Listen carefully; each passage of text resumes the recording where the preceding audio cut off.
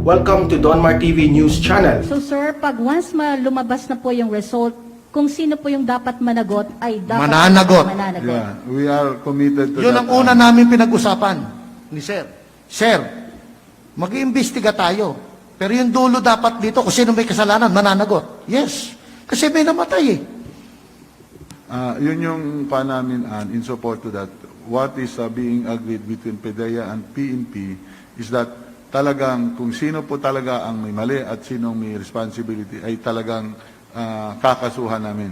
No? We will not cover. Na kung sabi mong may mga lapses, isa yun sa pag-aaralan po ng investigators. Doon po yan lahat. Huwag kayong mag-alala.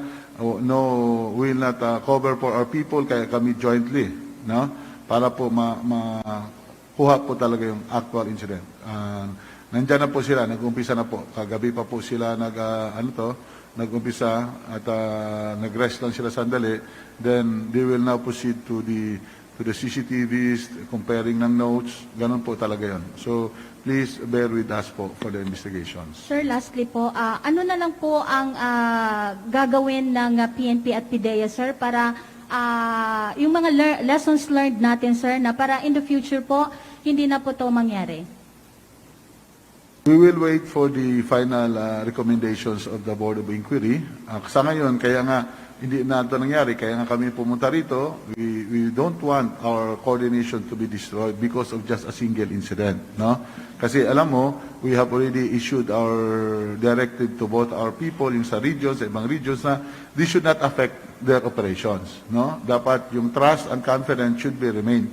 Kung ano po yung nangyari doon sa Ibergotisco is just an unfortunate incident and this should not be a factor in our coordinations. And anyway, majority of our regional directors has already affirmed and all of them are checking in and monitoring with the different declarations we have. What is very definite, we are very saddened of the incident, but our anti-drug operation will continue. No, hindi po kami mag-lilet akuan dyan kasi because lang of one incident. No? So ito po, kaya nga imbestigahan natin para malaman din ng mga kasamahan namin na kung sino ang may mali, dapat managot.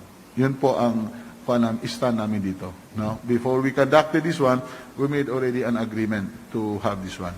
Sir, magandang hapon. Una po nakikiramay po kami sa tropa. DG, may mga naglutangan na mga litrato na binanggit mo kanina, rules of engagement, dapat magpakilala ka. Pag hindi ka kagad na pagpakilala, barilan na. Sir, may mga pictures na may PDEA agents naka-uniform na. Kapon po, sir, sa mata ng publiko, medyo katanggap-tanggap pa kung pare-parehong naka-civilian uniform. Pero kahapon po, sir, may PDEA agents na naka-uniforme na, pero sugatan pa rin, sir. Ano pong reaksyon nyo rito, DG? Yun nga ang gusto naming malaman bakit nangyari yun. And I cannot comment on it because yun ang pinapasok ng joint investigation natin. And so that later on, magkaroon nga tayo ng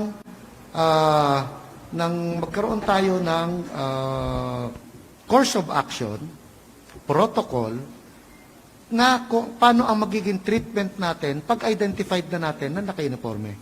Yun ang gusto naming mapagkasunduan. At gusto nating makapagbigay talaga ng policy, both PNP and PDEA, kung how we treat those kinds of incidents. Yun ang part of the focus ng ating investigation. Sir, one more po. Sa protocol po ba sa SOP, yung in terms of coordination, malaki ho bang paglabag ito, sir, na dapat talaga hindi mo sasabihin sa PNP yung operation ninyo o talagang may mga operasyon na talagang hindi itinitimbre dahil baka masunog? No.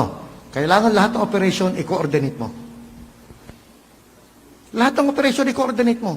Kasi pag nahuli ka na hindi ka nag-coordinate, talaga huli ka. Yun, alam mo ba, isa sa amin hindi nag-coordinate, tapos na yung isang hindi nag-coordinate. Because we have a legitimate operation.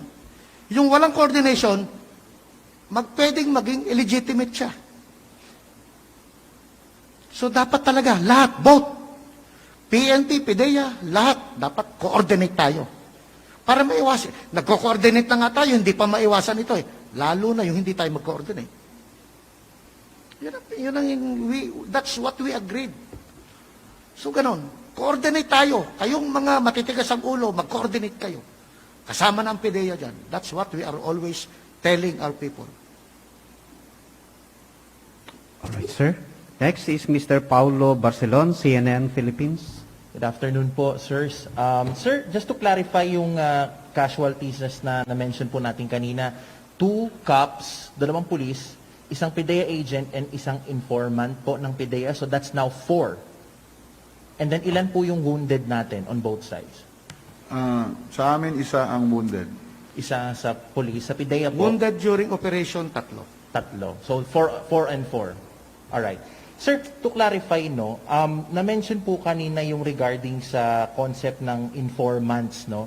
Are you trying also, part din po ba ng investigation to, na ma-determine nyo if you have the same informant in this operation, sir? Part din po ba yun na iniimbestigahan natin? Hindi natin alam yan sa coordination eh. Kasi hindi naman nakalagay doon kung sinong informant eh. Ang nakalagay lang doon kung sino ang target at kung sino yung operating unit. Okay. But you're also trying to determine that Dapat, part? No. kilalanin natin yung informant natin. And then, sir, just to ano lang po, no, you mentioned kanina yung protocol for handling people who are claiming to be law enforcement agents. Paano po ba dapat yung de-escalation process niyan? Kasi di ba, law enforcement officers will not fire a shot unless they feel that they are threatened. So paano po yun? Paano dinedetermine ng isang ahente or isang police na his life is threatened which would trigger him to fire his weapon? Just to explain, sir. Are we talking about the informant? Iba na, sir. Iba na, sir. Okay. I'm referring to how police or PIDEA, yung nagdi-discharge sila na. Kasabi niyo, sir, nagkabarilan eh. So, dapat may peaceful yan na pag-de-escalate ng isang sitwasyon, di ba? Sa amin, as far as PIDEA is concerned, talagang importante dito yung vetting process. What is motivation? Ano ba, gaano kalalim yung informant mo? So yun yung dinedetermine natin eh, vetting process. And I believe ganun din sa PNP.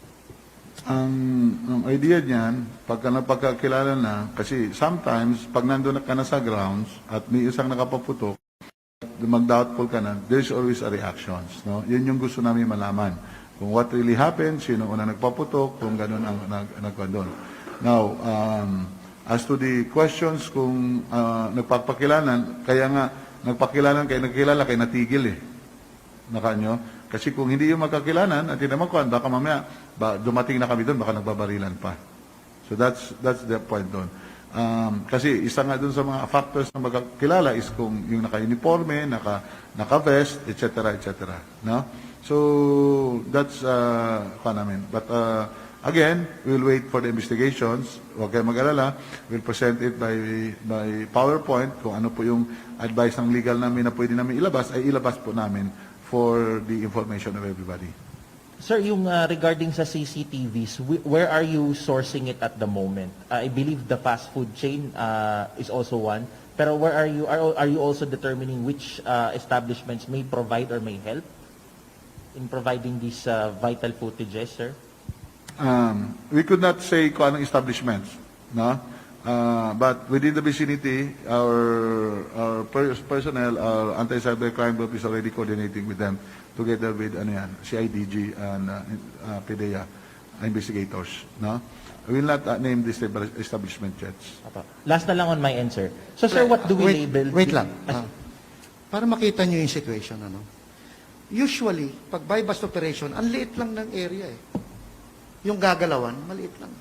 But if you can see this operation, ang lawak eh. Hindi na nga magkasya yung police line ng PNP. Sa sobrang lawak.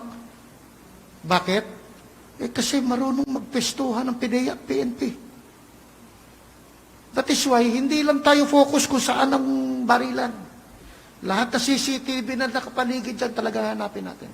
Because napakalawak ng pwesto. Kung naandun kayo kagabi at na-traffic kayo, makikita nyo ang lawak. Sobra. Ganon. Kaya gusto sabihin dito, yung investigation natin, hindi lang ganito ito lang eh. Hindi, buo yan. At lahat ng ebidensya natin, ay kukunin natin lahat doon ng lahat ng pwedeng pagkakitaan ng actual na nangyari. So sir, my last question po. What should we call this incident then? Is it a misencounter? Is it a shooting incident? Is it a friendly fire incident? What should we call it para alam po ng taong bayan how to address this properly so that to avoid any concept of yun nga, speculation, sir?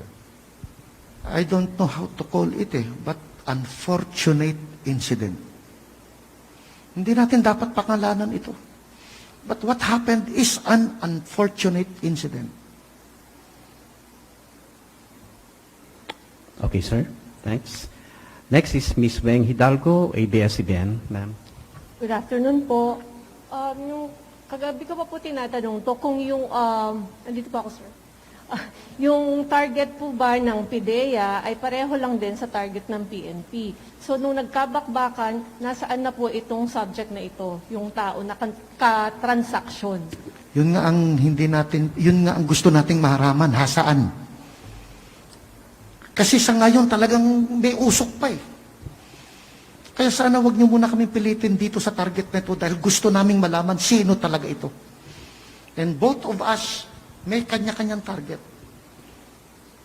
Sa spot report po ng QCPD Station 6, ang sabi po doon ay merong isang Honda Civic na puti na naandoon yung katransaksyon ng PIDEA and nung papalapit ang pulis, pinutukan sila nito. So, yung po bang tao na nandoon sa Honda na iyon ay nakuha ninyo and nasaan po yung Honda, nasa sakyan na yon? Yun mismo yung operation eh. Kaya nga ayaw namin ng yung mga report na yan, as of now, baseless yan. Hindi namin, tama ba ako, sir? As of now, lahat is spot report, we will not entertain. Kasi nga, hindi yan according to what really happened eh. Ang entertain namin yung report coming from the BOI. Pero Tama yun ba po ako, sir, sir? opo, yun po yung... Ganito, amiga, one side lang nga yan. Diba? That's why if you go on one side, pakinggan din natin yung sa kabilang side. That's why we created a joint investigation and board of inquiry to determine both sides. Kasi kung that is only the perceptions of the Station 6, di ba? But as to the true pictures, kailangan ipagdugtong natin yung dalawa. So nakanyo, kung isa lang ang pakinggan natin, then you just take sides. Kaya we agreed kami ni director ng PIDEA na, sir, buuin natin yung kwento natin at palawakin yung investigations. We'll now not focus only sa shop ko lang, sa shop lang niya, tapos kami mag-aaway noon. So kaya nga buuin namin. Those are just mere on the perception ng mga tao namin. That's why we have to have a joint investigation teams in order to come up on the true story of the operations. Are you okay doon sa pan? Okay? So yun po sir, kung baseless na po sa ngayon yung sinasabi po na initial report ng QCPD Station 6 na kung saan nakapangalan doon yung lahat ng PIDEA agents as suspects. What about on the side of the PNP? Meron po ba magiging ganon? Kaya nga yung sinasabi namin, because that is only one side. The PIDEA had also their own report. So before tayo magbanggaan, isahin na natin. Because that happens on the same place at the same time. So alamin natin kung what really happens. That's why pagbigyan nyo kami sa investigations. Clarification. Kaya nga sinasabi namin. Kaya ako, yung lahat na nag-text sa akin, we are coming up with a joint statement. Ngayon, yung lahat ng gusto magpa-interview, I cannot say anything pag mag-i-interview dahil nga, tinitira pa natin kung ano talaga yung totoong nangyari. So kung magpapa-interview ako sa iyo ngayon, perception ng ahente ko ang mabibigay namin sa inyo. I-interviewin nyo yung police, perception ng police yung ibibigay sa inyo. Perception niya sa police, magkaiba yan eh. Dahil they are telling kung ano yung nangyayari during that time. Pag gagawin natin yon, lalong magkakagulo-gulo tayo. And we cannot find out the truth on what happened. That is why hanggat paari, ayaw namin magsalita. Kasi nga, please give us time. At hindi ko kayo, ano tawag dito? Bibiguin. Hindi ko nagpapalit ang pangalan ko para dyan. My name is at stake here for my 19 years of drug law enforcement. And I will not let my name tarnish because of this incident. Yun ang usapan namin ni Sel Divulge. Last na lang po, reaction na lang po dun sa sinabi ni Senator Risa Antiveros na ang laki-laki ng intelligence fund ng PNP at PDEA, paano magkakaroon ng negligence sa surveillance at sa pag-ooperate. Nangyari itong misencounter na ito po. Hindi ko po marinig, ma'am. Yan, sige po. Reaction lang po dun sa sinabi ni Senator Risa Antiveros na ang laki-laki ng intelligence fund ng PIDEA at PNP. So paano na nagkaroon ng negligence sa surveillance at sa operation na aabot sa misencounter po? For me, I will not comment for the time being.